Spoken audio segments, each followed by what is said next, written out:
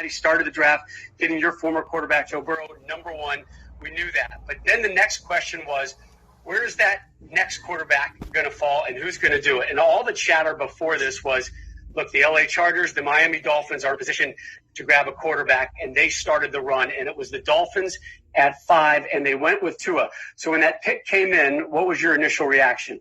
I was very happy for Tua, but you're right. It kind of makes me laugh a little bit when they say, well, the NFL is a quarterback league. Well, so is college. So is high school. It's a quarterback sport. So, yes, you can't win without a quarterback. That's well documented. And, first rounder, I'd love to see the number, but it happens to be so quarterback heavy. Tua is a guy that paid his dues. He's a guy that Flores, I'm sure, is very close with Nick Saban because of the Bill Belichick relationship. And they're putting, whenever you do that, you're putting all those eggs in that basket. So I'm anxious to see how this goes. And I've said this many times, and Joe Burrow, what's going to make Joe Burrow a great quarterback is being part of a great team. And same with Tua. I hope, just for Tua's sake, he's used to winning. And the Dolphins, I just don't know much about them, but they have to fill that roster. I know that. Yeah.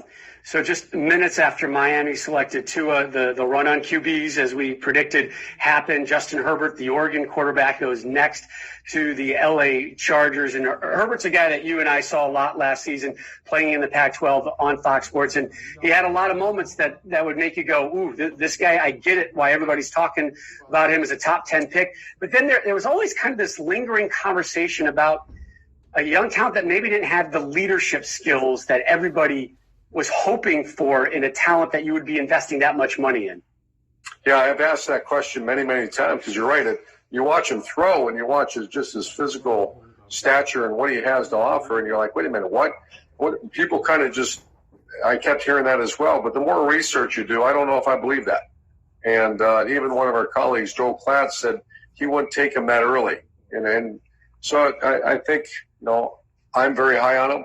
But I know what I see. What I see is a guy that's got all the tools. He's got it all. He's going to go to a place that, once again, how do you make a great quarterback surrounded with some help? And that's going to lead us up in the next conversation about Brady. Yeah. Brady, I'm sure, had his hands on that pick. Yeah, Tom Brady and the Buccaneers, they moved up one slot. And there's been a run on offensive tackles here as well. 4 offensive tackles in the top 13. The Bucs flip-flop with San Francisco to move up just one spot to get Tristan Wirfs, offensive tackle from Iowa. You know Kirk Ferentz well. You know Iowa well. When you get an Iowa offensive lineman, what are you getting, Coach? You're getting well-coached, rugged guys. And I've coached against Kirk Ferentz's team many, many years, and I know him. I know his program.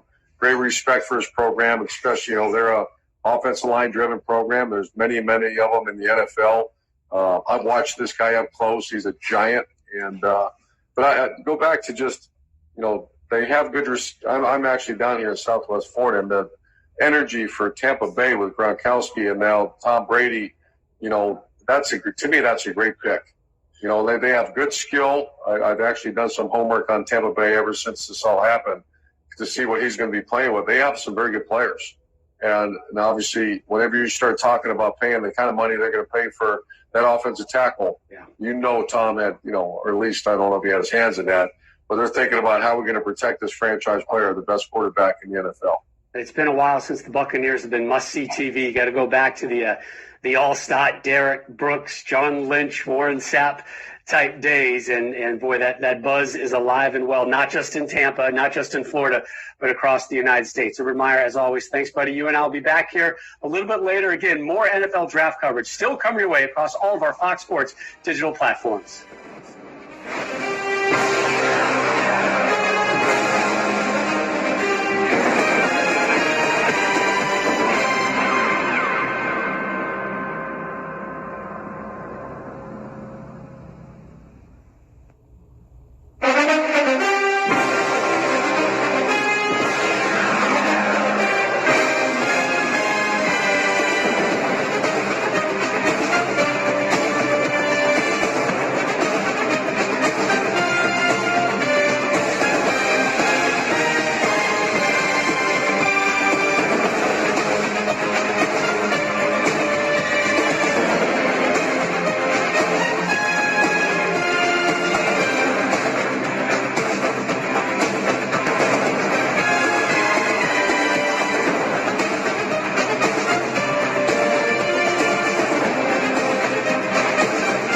they're ecstatic with as well at wide receiver. You know, and again, Javon Kinlaw, and just talking to John Lynch this week, that was his guy the whole time. They traded away DeForest Buckner.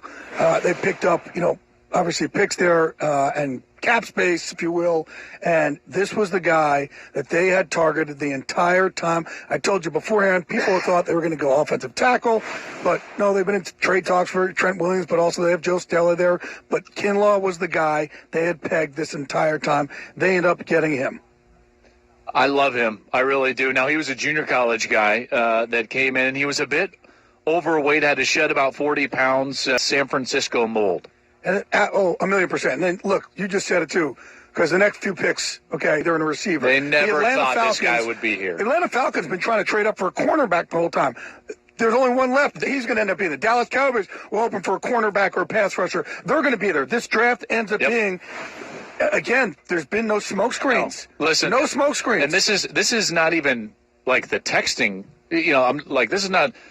You're likely going to get a Jerry Jeudy real soon because Denver loved him. So if you're likely going to get A.J. Terrell. You know, Jeudy going in is already with their top guys, right? Yes. So you're close to Denver. That's right. So he's sitting right there. I'm still shocked that, I'm not shocked that Ruggs went before Lamb just because I knew what how that board was lining up.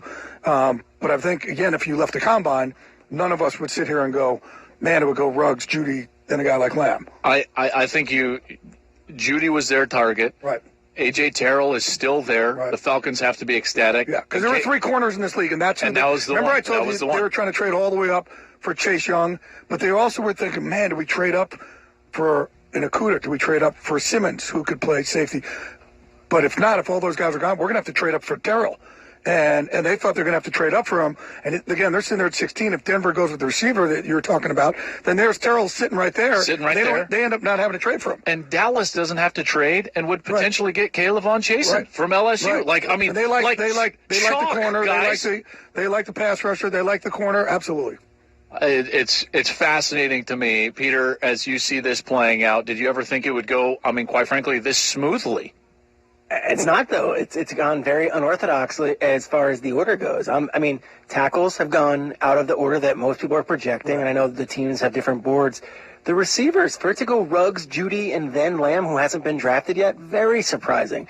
I think universally the theory was, okay, Ruggs is a race car, maybe we'll get him, but then Lamb would be the next guy. For it to be Jeudy before Lamb, after what Lamb did at the Combine and all the success he had at Oklahoma, that's why we love the draft. Yeah. The mock drafts mean nothing. No, they don't. And then Miami and the Raiders will be back up with their second selections of the second round. So there's how we're kind of laying it out in the next few picks. Just to get you caught up, we've gone in the last 5 picks, Jedrick Wills from Alabama to the Browns, Mekhi Becton to the Jets, Henry Ruggs to the Raiders, Tristan Wirfs to the Buccaneers, Javon Kinlaw to the 49ers, and now the Denver Broncos with the 15th selection.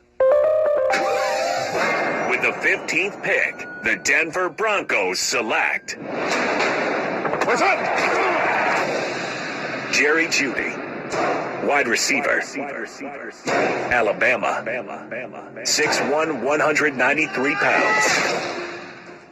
I love this. A pure route runner, a true number one, and a guy that can help a young quarterback that needs it. And Drew Lock, guys, this is, how many teams are right now so ecstatic with the way that this has played out? A lot of these teams. Yeah, these last several picks, again, I told you before about Tampa. They thought never in a million years would Wirfs sit there. And I started texting them. They're going, we're moving up. They just couldn't believe it. And that's the one guy that was standing out for them. There's a lot of teams right now. Atlanta, they love Terrell, the cornerback from Clemson. They loved him, and they were talking to teams all the way up as high as 8 and 9 to trade up, thinking that both corners would be gone. And, man, maybe we're going to end up having to take him all the way up maybe like a 9 or a 10 or something along those lines. Well, and I'm texting with them right now, and they're like, we can't believe he fell to us. We cannot believe that he's still sitting here. They're ecstatic, and, again, they're still on the clock. So they could be talking to teams about moving back. I don't think so, because this was the guy that they had pegged the entire time if they couldn't go get a Chase Young and those other two corners. Because after Terrell, it just drops off. The corner market just drops off. Correct. That's right. And they also know the Cowboys want to Chase Young, and then they like corners also. but everybody had those three corners ranked, at 1, 2, and 3 there. But for a guy like Judy to sit all the way down here, Broncos at 15, are ecstatic. My goodness, are they ecstatic? And they've got to be ecstatic. By the way, people taking initiative in the communities around the country. We want to give a shout out to Lowe's associate LaDawn G for all she has been doing where Jerry Jeudy played his college ball, Tuscaloosa, Alabama. We appreciate all you're doing along with your fellow Lowe's associates.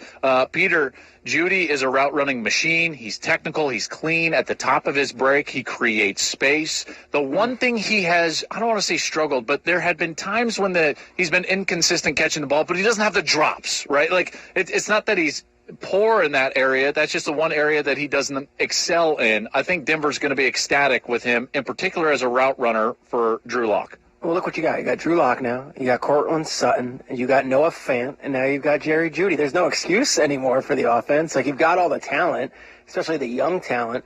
What I find interesting is the comparisons that are made to Jerry Jeudy or Amari Cooper because of his route running, how precise he is.